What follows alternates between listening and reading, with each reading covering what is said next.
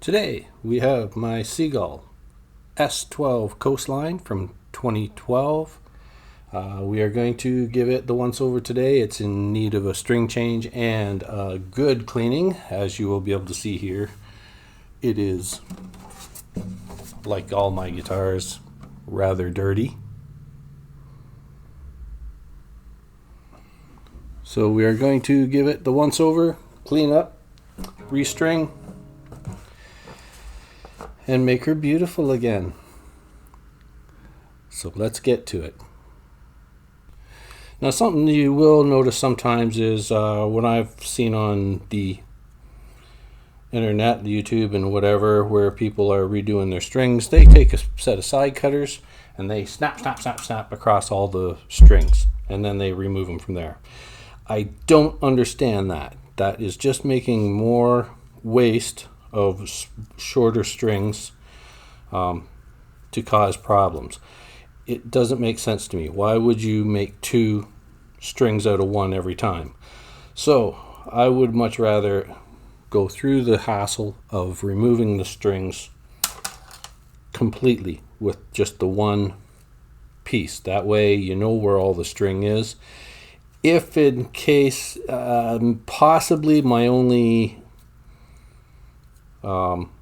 thought on that is possibly what you might want to do for these strings is to cut them into a million little wee pieces so that they don't get a chance to make something that they can get caught in.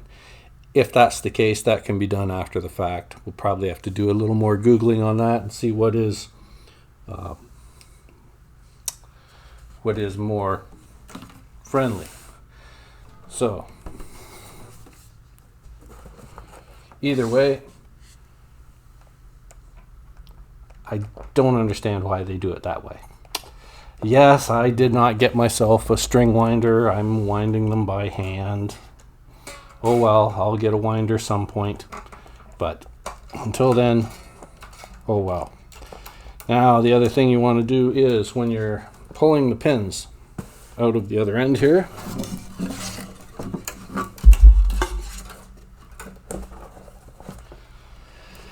what I do is put a piece of wood up here and then use my side cutters. You can get an actual tool that's going to do it, but just don't mark them up. You can use that wood here as leverage to get the pins out. That way you don't take a chance at marking the faceplate. Use the soft wood, of course, but that's just one more tip. Okay, so all the strings are now off of it. And we're ready to start on the cleaning part. Up near the end here, you can see that almost of a green tinge on that goo and gunk. That's because I play a lot and don't clean a lot. So that's why I'm taking this all apart today to do a good cleaning on it. This also sat in the sunshine for about an hour every morning and every night for a long time, and hence the nut and the bridge. You'll be able to see it better on the bridge, probably, if I can get it upright in the right spot. But they are turning brown, I believe just from the sunlight. And this here has come off. I don't worry about that being loose because once the strings get on there, the pressure of the strings hold it in place. It's not going to move. So you can, looks like there's a little dot of glue there from the last time. Of course you could do that. Now I do have replacement nut and bridge that I got from Seagull. Being left-handed and a 12 string, I ordered them a long time ago because, well, Seagull do not make left-handed 12 strings anymore, and with that, these are going to be kind of a hard thing to get. So I got an extra set. I'm not going to replace these ones that are on it because, well, they're fine. They're brown, but big deal. If I wanted to really go, I'm going to probably go over them and try and clean them up a bit. But if they don't take to coming back to white, I don't care. The thing is solid enough. These are made of tusk. the TUSQ tusk, not elephant tusk. That would be immoral. But anyways, so this is like a synthetic tusk. So I'm not going to really worry about them too much. As I say, I'm going to put them in some water and try and clean it up and that. But the first thing we got to do is look at this fretboard. Now there's also a lot of dust on it. So the first thing I'm going to do is dust it down. Trying to make these videos shorter, so I'm going to pause more often and try to get just to the details. So for my initial cleaning, all I'm using is a little bit of dish soap in some hot water, and that will just to get the dust off. We'll be using the actual cleaners later to get it a little more in depth, but this will at least get all the dust part off and start on some of this here. Shouldn't do that part first. I should do the rest of the body first and then work on the fretboard, which I will. All I've done here was just cut up some little pieces of an old towel. Like before I told you, I also cut off any seams or hems because I use t-shirt material on some of it. I will cut that off because I don't know the strings. The string that is actually the thread that is used to tie the hems and the seams are more of a synthetic or polyester type material. Not going to take a chance because they are made to be strong to hold seams and that. I'm not going to take a chance that anything has a sharper, more coarse edge that would mark the finish. So I've done that part. Now I'm just going to go and I can go in sideways on the fretboard because this is not a scratching type material. I'm just trying to get all the grime, the build-up grime off of it first. Not sure how if I'm gonna do the scraping technique. If they're really, really bad, what I do is I take a blade out of a utility knife and drag, do not push, drag across, and that will get a little cleaner surface on there. Now, once something I forgot to tell you in the other ones, there is a slight curvature to the fretboards. So you'll notice that when you scrape it the first couple times, you'll get most of the center part. You'll have to gently and carefully because you don't want to mess with it too much. I only scrape if it's absolutely necessary. My Yamaha had 40 years worth of my fingers pushing dirt into the grains. So it took a long time, and well, we still haven't completely got it clean, but it's a heck of a lot better than what it was. It actually looks a lot better in person than it does on the on the camera there too. But just because the camera sucks. All right, continue on. So I wiped it down and got, some dirt on it, but it's still showing the stripes from where my fingers go through and touch the fretboard around the strings. So I've got myself some green Scotch-Brite. I would probably go for something a little more soft than this. The different colors are a different thickness and all that. But I'm taking just a bit of it with just a touch of dish soap and water and going over the fretboard to try and get any of the greases and grime and dirt and that my fingers have embedded right into the fretboard.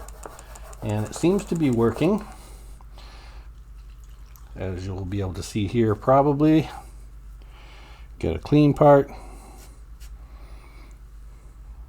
Yeah, you can't see it there, but there's a lot of dirt that's coming off here. So I'm going to take my time and go very gently and slowly across all the fret surfaces to try and get any and all of the grease and grime and dirt that had been pushed into those pores over the years to come out and be clean. So now is also a good chance to make sure that the tuners are tightened on here. It's a 9mm. That's what you're going to want. And don't over tighten them, of course. Just make sure that they are snug. Which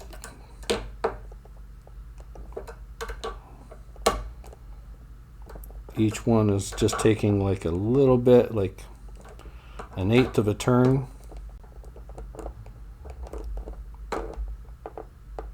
When I first got this, one of them was extremely loose. And of course, when you have the strings on, it's really hard to tighten them. So I'm just going to make sure they are snug. I'm not going to over tighten them because you don't want to have to replace them if you don't want to. When it comes to Seagull guitars, at least in the 12 strings for sure, these are geared differently. These ones are geared so you have to twist more to make a smaller adjustment in the lower strings. This being left-handed, those are the skinnier strings. So they do have different gearings, which is something rare and something that I don't think everybody knows. Okay, we're just about ready to start finishing off this thing. Just going to go around and give it another quick wipe down, and we'll see where we go from here. And in regarding the tuners as well, 10mm nut on there. There's also a small Phillips on the edge of each of these knobs. I've already tested them and there's none that are loose, so I don't want to mess with them. You certainly don't want to strip those out or else you're going to have to replace them. So that's that. And go to polishing the frets.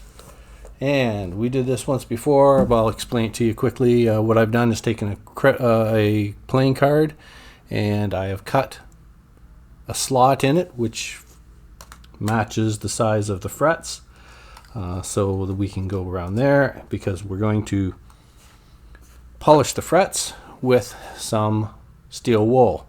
Now this is 400000 gauge steel wool. It is the softest steel wool you can get, so that is what you want to use. You don't want to scratch it across the fretboard, you want just the fret itself. So I've made this little template. You can buy these things at the guitar shop, but I'm not going up there to get one, so we put that over to expose just the fret, polish it back and forth, and you have a nice clean fret. This has a bit of fret wear on it, and I'm probably going to have to get them surfaced, whatever, but I'm not going to worry about that for today. I'm just going to clean them up. You won't be able to see it from there, but there is a much big difference. Much big? Yeah, that's right. The one I've just polished is nice and shiny, like brand new. These other ones are dull. They're not tarnished at all much, but they are dull, as opposed to that almost mirror image on that one. So I'm going to go through all the frets and we'll be right back. One other thing is that last time I did this,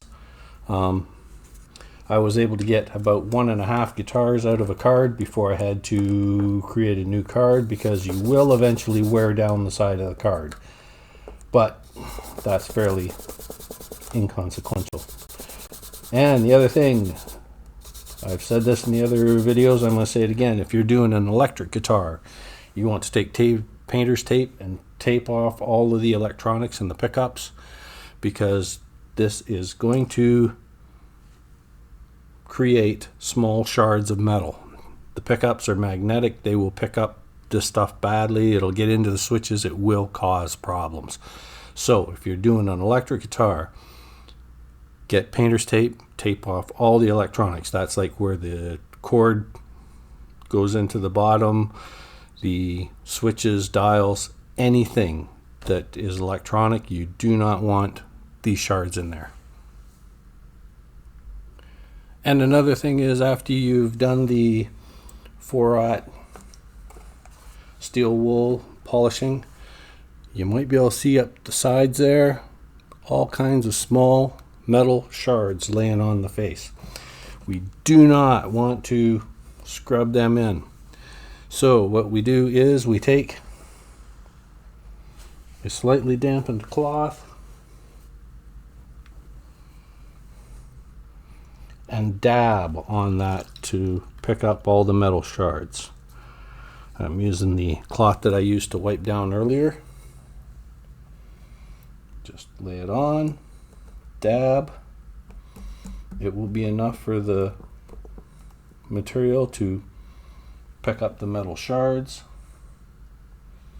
and you do not take a chance at scratching the surface, the faceplate, especially on the Seagull, because these are cedar front board, soundboard, whatever you want to call it, and they are satin finish, so they will mark really easily. So as I say, just be careful with that. So when you're going at the faceplate, dab around till you pick up all the metal shards. So now the frets are all polished up and very nice. These ones, of course, down here don't get any use, so they are like brand new. As I say, there is a little bit of wear up in here, but they don't need to be completely resurfaced at this point. Now, I went over the fretboard with that Scotch-Brite. I would recommend you get a lighter gauge Scotch-Brite for that, because I have dried out and removed some of the finish that was on there. We are going to be putting on some hydrate.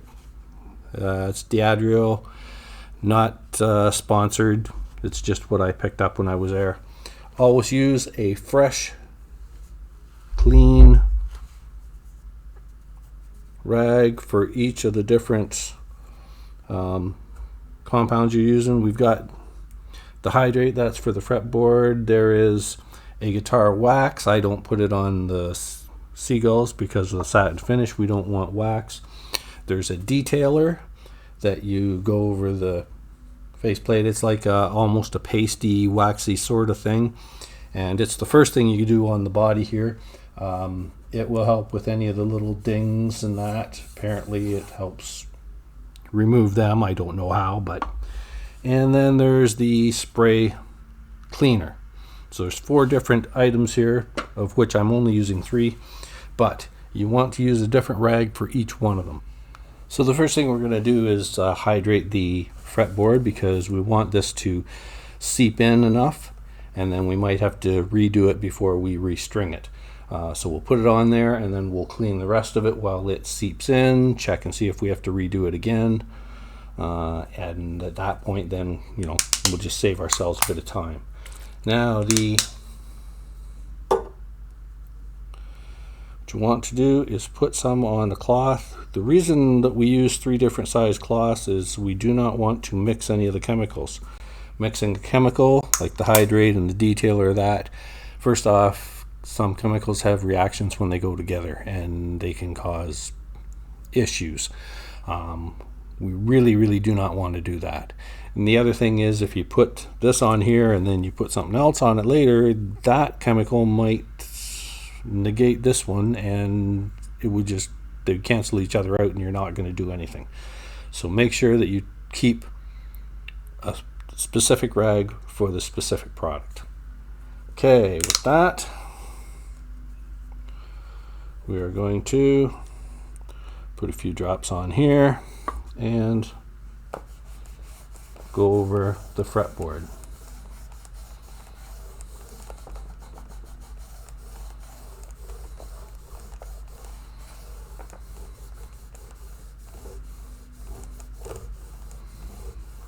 apply it, then we're going to let it seep in for a bit.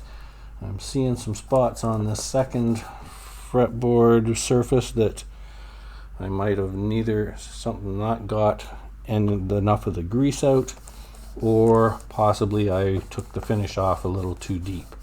As I say, I would not use that Scotch-Brite again on this, unless it works out when I get to the end and everything's just grand. But to this point,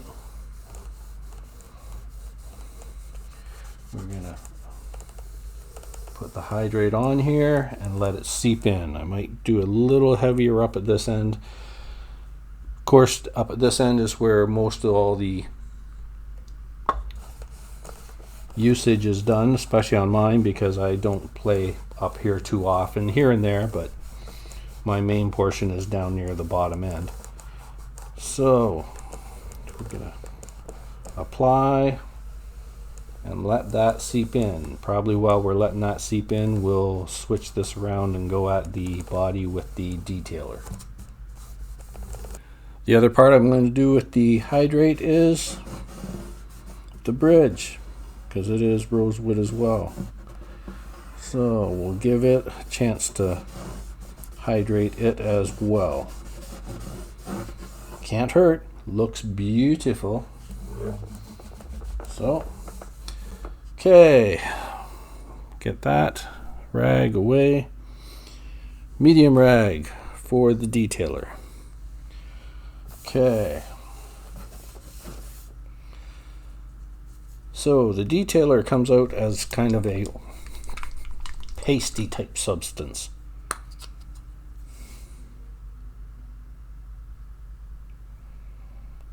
I don't even know how much I'm supposed to put on, but I'm just going to put that much on and rub it in and see what happens.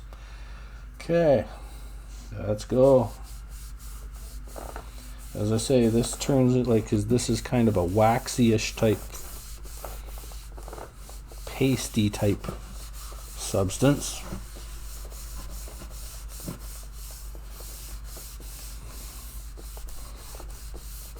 But this is what it says is step number 2, or step number 1 actually for this part.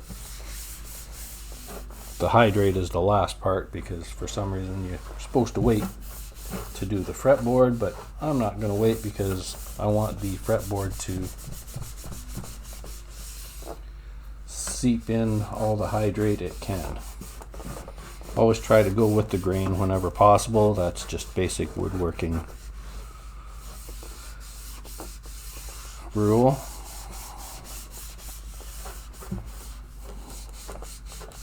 Okay, let's take a look at that in the reflection out the window. I think it looks pretty nice.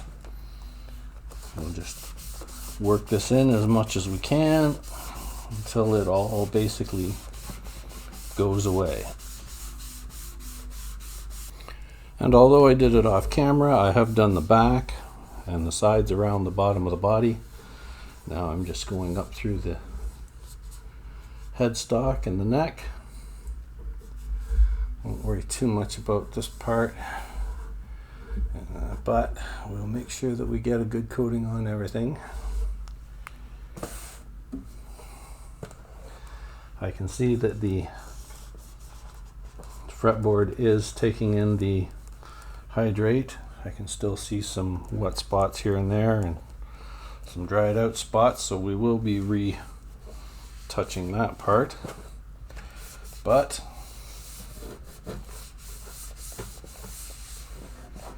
the detailer has been applied to the rest of the guitar.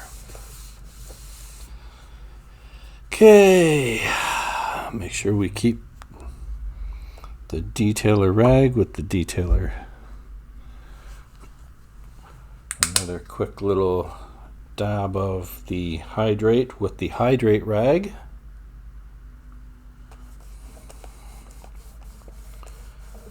Make sure we get a good coating on here. We want this to get in there as deep as possible. As I say, I did my Yamaha twice, and it looks good to the eye here, but it does not look good on camera. Oh well, don't care. This isn't to look good for you, it's to work good for me.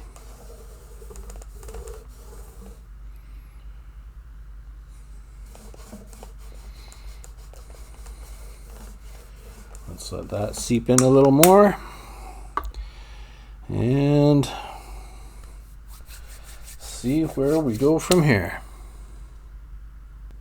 So after inspecting the nut and bridge, as I said, the ones that were on there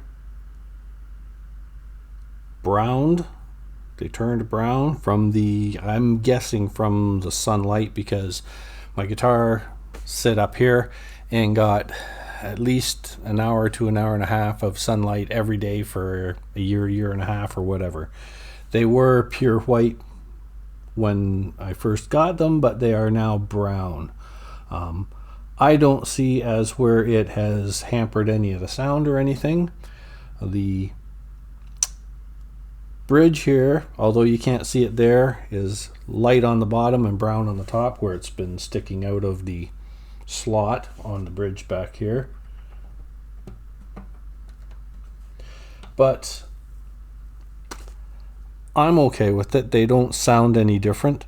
I did go over them with a little bit of dish soap and that, and it didn't just come right out, so I'm not gonna scrape it down and deform them or anything. I checked them against the new ones that I have.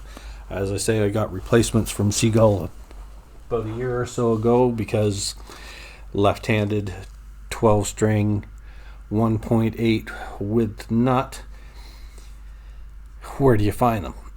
So especially now that Seagull don't make it anymore and don't make any left-handed 12 strings anymore.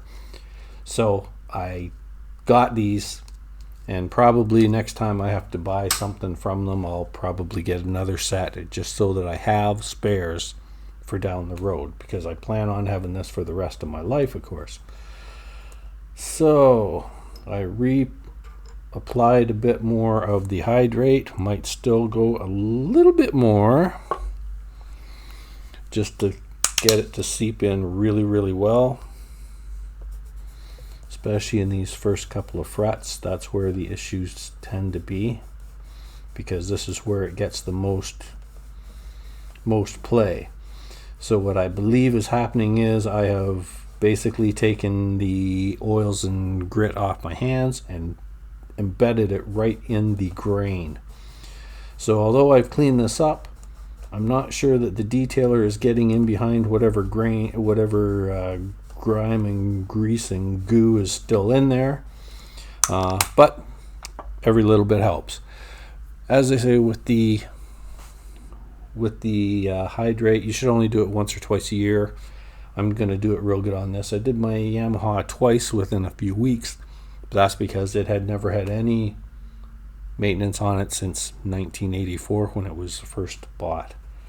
So now we just let this seep in and dry up, and then we will get ready to restring the baby. As I say, this is loose. I'm not really too concerned with it, because as long as I get it aligned before I put all the pressure on the strings will hold it in that specific area, because there's 12 strings with a lot of pressure going down and in on that. So I've never had any issue with it. As I say, I'm not really too concerned. I could drop a bit of glue on there to make it stay, but I don't see where it's really going to make that much of a difference. I don't play professionally. I'm not playing it every day for 4 hours. I'm playing it every day for 15 to 20 minutes, because I also have 3 other guitars here that I play. All right, be right back. So while we're awaiting the thing to seep and draw the hydrate into the fretboard and all that, today's strings: D'Addario Phosphor Bronze Warm, Bright and Balanced Tone EJ38s acoustics, from a .010 gauge to a .047. These are all just the D'Addario have always been the ones that I've kind of drawn to. They seem to give me the best sound. It's what I use on all of my guitars, unless I think one of them I might have just put the cheapest set of strings on because it was the giveaway guitar, or a giveaway guitar. So away we go. Let's pull these out. And on the package it shows the different colored spools per which string from the FBA, EADGBE, blah blah blah. So that will be obviously first, second, third, fourth, fifth, sixth, seventh, eighth. Yeah. My guess is they probably just have the one package for the different gauges. I guess we'll find out once we open it up.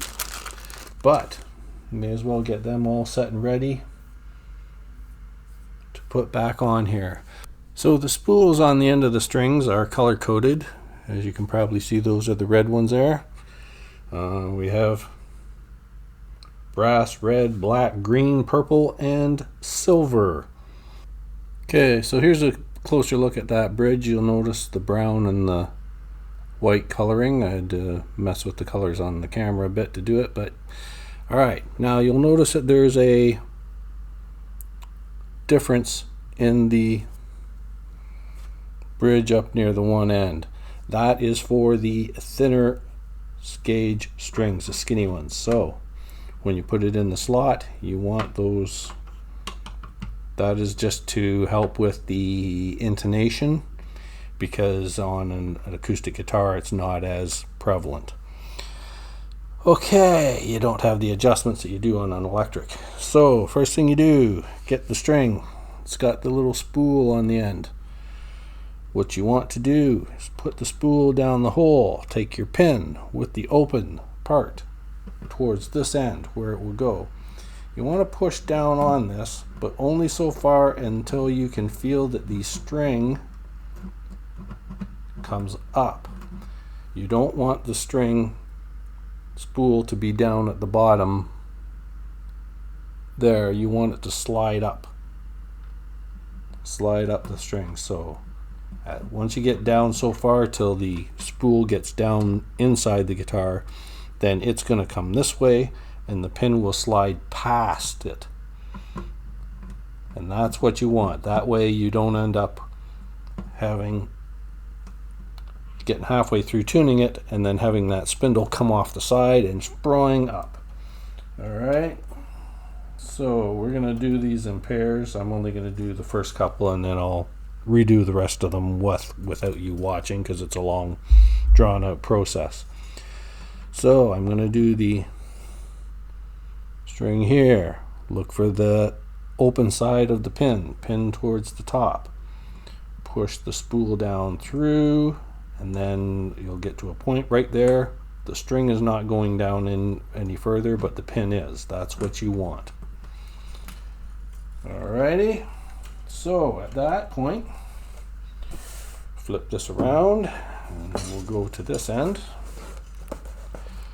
Okay, so what we want to do at this end is we take the string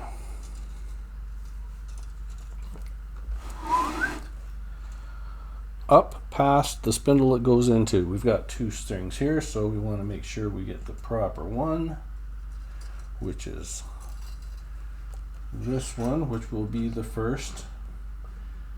The string goes down around the pin of the second one.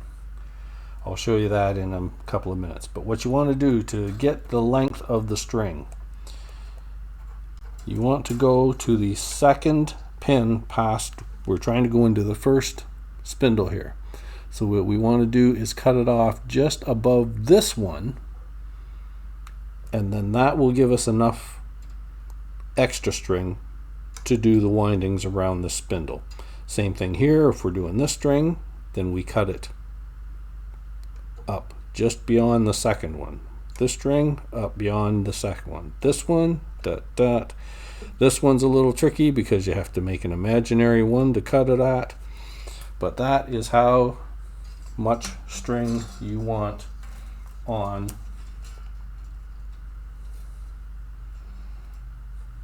there. Now let's go back to this other end because I'm going to have to remove one of these strings before I put in the first one. Okay, and that is because the first string, the pin is going to be down around the side of that pin. The string, it does not have enough room to go straight, or else it would go over top of the pin. So it will go beside, and that will also keep the proper amount of space between, because the bottom string has to be half of a pin away from the second string. And the only way to do that is for this here string to come out and around the second pin. Confusing, I know, but that's the way it is. So I'm actually going to take out this first string until I get the other one to the point of being on there, and then with a little bit of tautness, the pin will go in and push that aside just enough. Okay? And away we go. So the first string is pinned at that end. It's going on the first spindle, but we want extra string on there, so we're going to go up beyond the second one, and we will cut it at that point. Other trick, grab hold of both strings at once when you cut. That way this one doesn't spring off across the room somewhere, and being a very thin string like that, you will not see it, you will not find it. So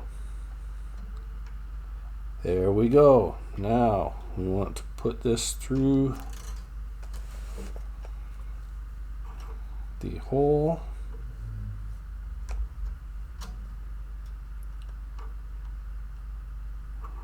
We'll get that set up when it's time. Up through. You want to leave a bit of a tail and then crimp that sideways. And always remember, you want to hold this down. Now when the tail comes around, you've got the tail sticking out through the hole in the spindle. You want to make sure that the string goes under that tail when it comes around. Under the tail. Okay, and if you can keep the windings going down into the headstock, that's also a good thing.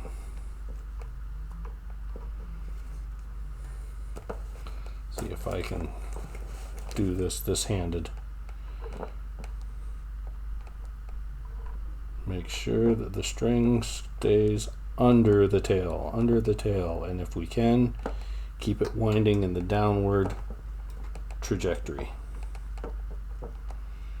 so that it is literally a coil. You don't try not to let the string wind over top of itself.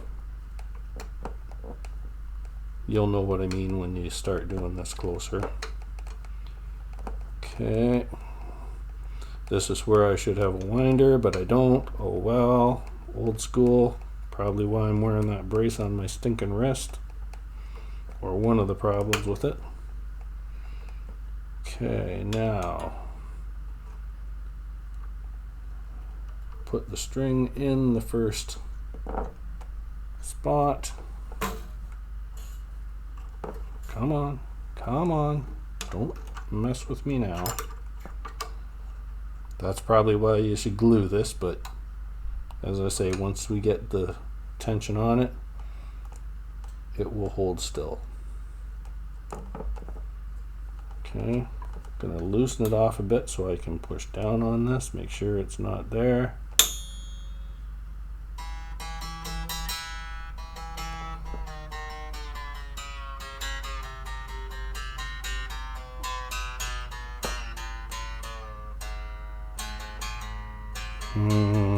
E. Okay, we don't want too much pressure on that until we get all the strings on, and then we can tighten them up at the same time. And that way we still have a bit of adjustment on this nut to make sure that it's flat once we get all the strings on. Okay, so I'm gonna carry on with this, and I'll catch up with this when we get farther along. Okay, so now, because it is a 12 string, the two narrowest strings are the same gauge for each. It's once you get into the 3rd, 4th, 5th, and 6th holes where you have a thinner and a more robust string. So the rule of thumb is that the larger size strings always go across the farthest, and the skinnier strings, or the octave up ones, go in the upper. So the other thing that you need to know is when you are putting these spools down in here, you want the spool to be circular this way, not this way. You want the circular part to be that way so that it rolls off of the pin once it gets down beyond. So you want to push that down in so far, and then the pin will start sliding down when the string does not. That's what you want. And as I say, for the little spool that's on the end, you want the spool going this way, not this way. Alright?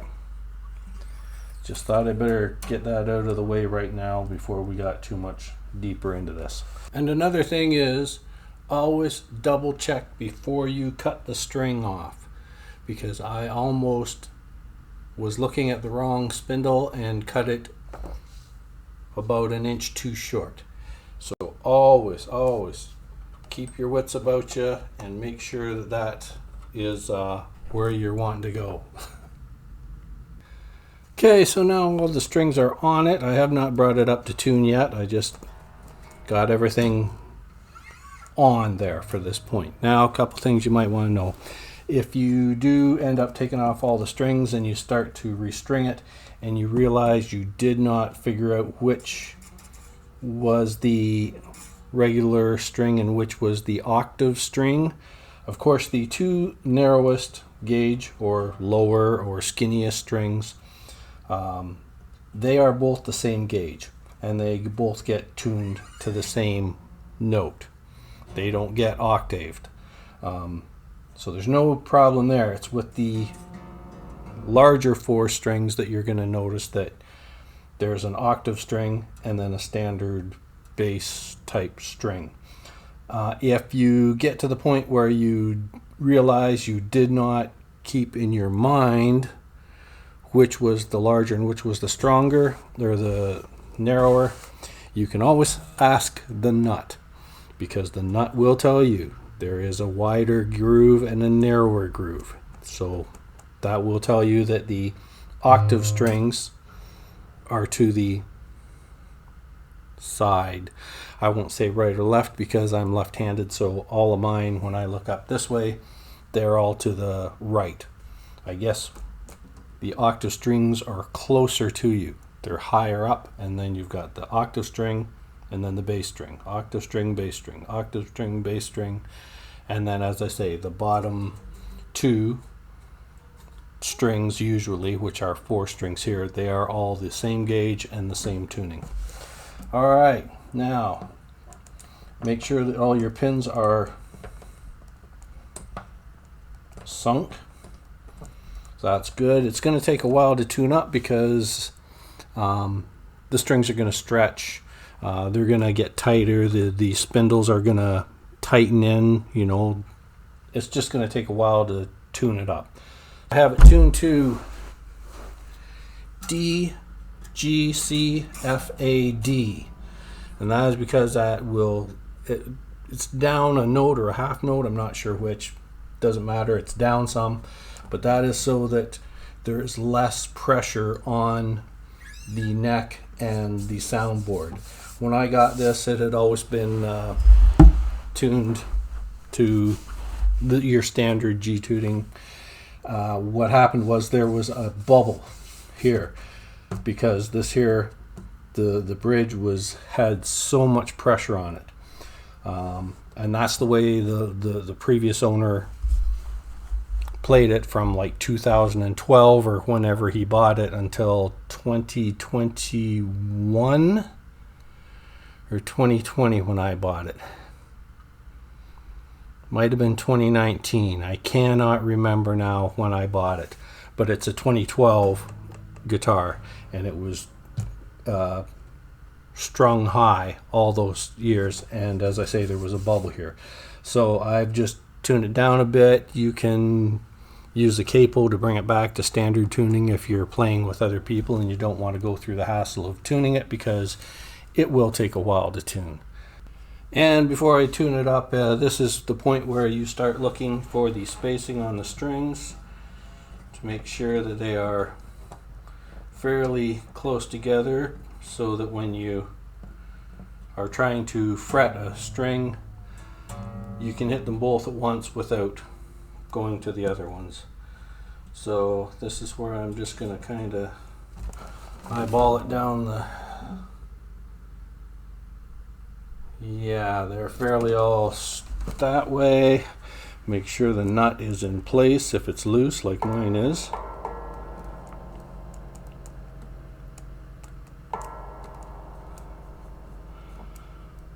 So that is about where we want it. Bridge is where it is because it fits in that slot. So now the other thing you can watch for is little grooves in the bridge where the strings sat last time they were in there, because usually that's going to help you out. Alright, be right back. Okay, so now we've got it all tuned up. Basically, as I said, is because it's a 12 string, we've got tuned down to D, G, C, F, A, D. D, G, C, F, A, D.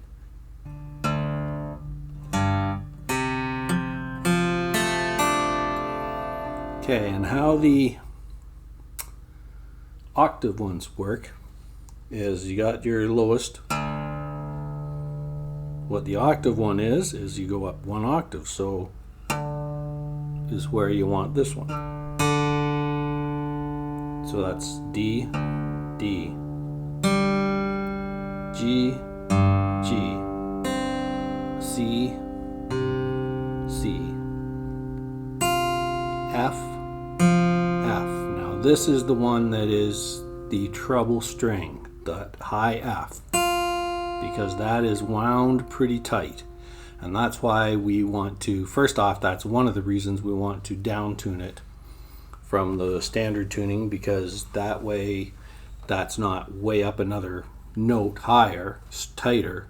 It's a bigger chance of breaking. That's the one that I broke last time with only a couple of weeks worth, that it was at the other tuning, which is partially why I went down. And the other is for down here, because of all the extra pressure on it, you will have a little bubble down there, and we don't want that, because that just turns to problems down the road. Now if you want to switch to the other tuning real quick, all you do is put a capo across the first fret, and then you've got your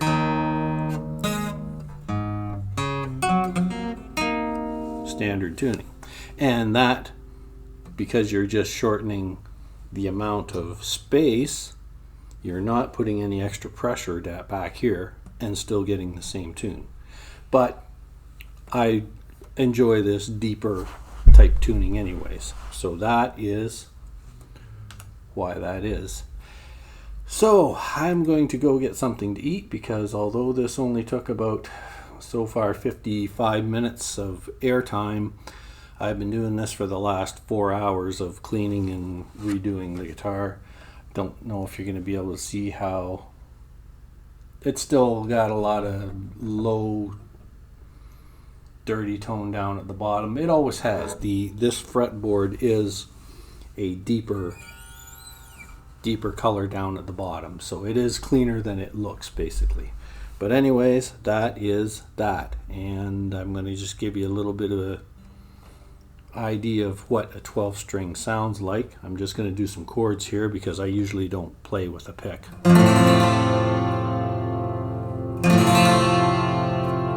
but playing with a pick here is going to give you a better idea of how the sound is.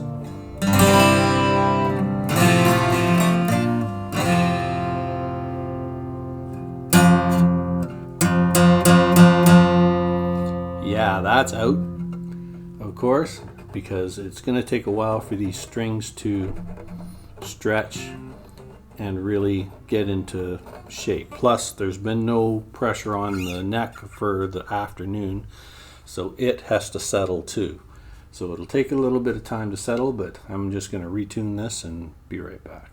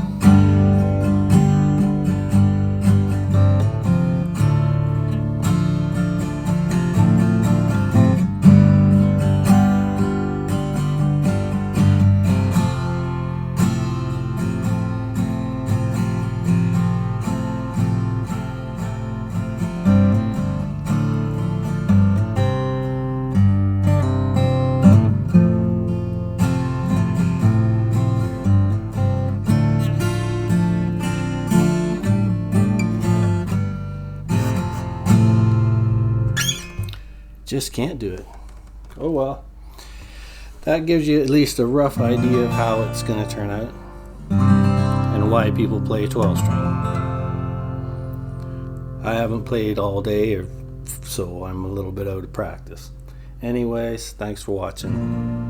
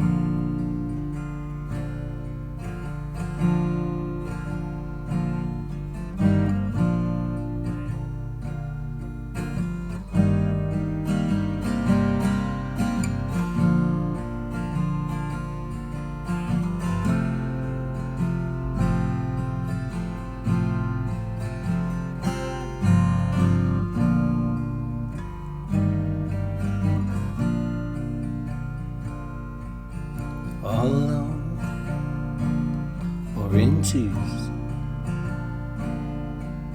the ones who really love you walk up and down outside the wall.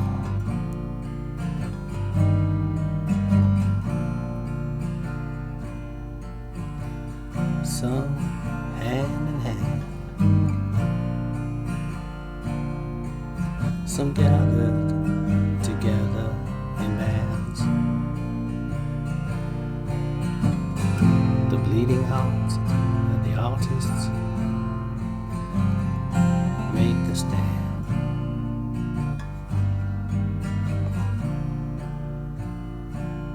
And when they're giving you their all, some staggered fall. After all, it ain't easy.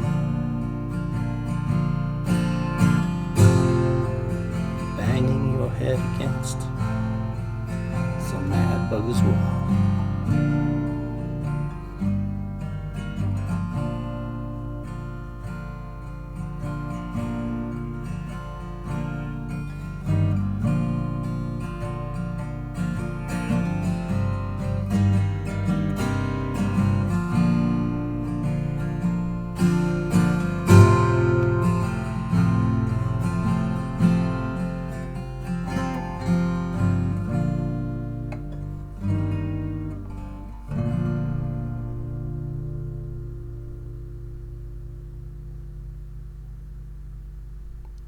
Thanks for watching.